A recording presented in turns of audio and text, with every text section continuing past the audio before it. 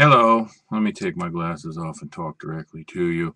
This is just somewhat of a rant about Operation Odyssey Dawn, which is the U.S. airstrike on Libya to what did I hear Obama quoted as saying prevent Gaddafi from killing his people or exploiting his people, destroying his people. That's all well and good, but that's for the country of Libya. So my question would be to President Obama and to the Pentagon and anyone else that undermines the airstrikes on another country.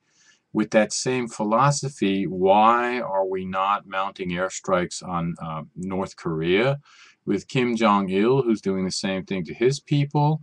And what about the poor Africans in Darfur and Sierra Leone who are victims of genocide every day? And what about Egypt when they had the uprising, and Bahrain and Indonesia and all the other countries in the world? I mean, it's all highfalutin. It sounds good when you try to make it sound with the pure American intent to protect the weak and the exploited. But it really rings hollow and false, and it's cowardly to begin with when you're dropping bombs from thousands of feet in the air. There's no chance of any retaliation. And what exactly do you hope to accomplish by dropping these bombs? You're taking out their bomb manufacturing abilities or their airstrike. Why Libya? Okay, and I guess the broader question, why Iran, why Afghanistan, why is the United States and this administration's policy and previous administrations like George Bush, why is the policy so selective?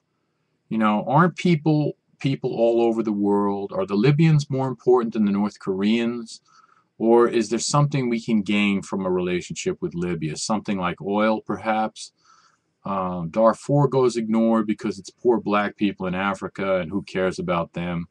But, I mean, realistically, if the power elite were thinking about it, doesn't Africa have diamonds and gold that we could go there and steal and under the guise of protecting the people who are being killed?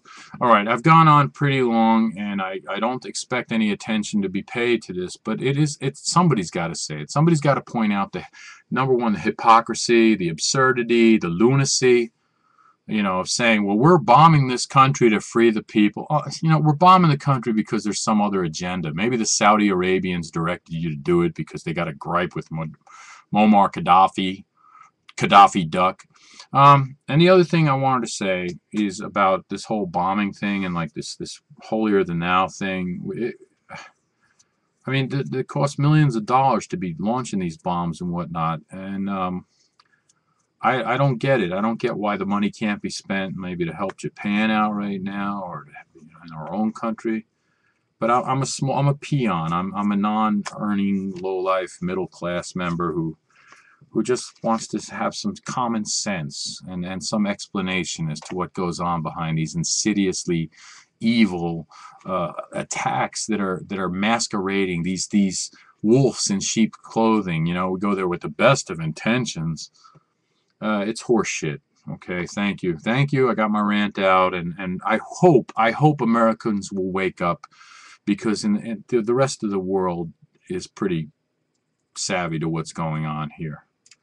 That's all I have to say right now. I just get that off my chest. Thank you very much, and carry on.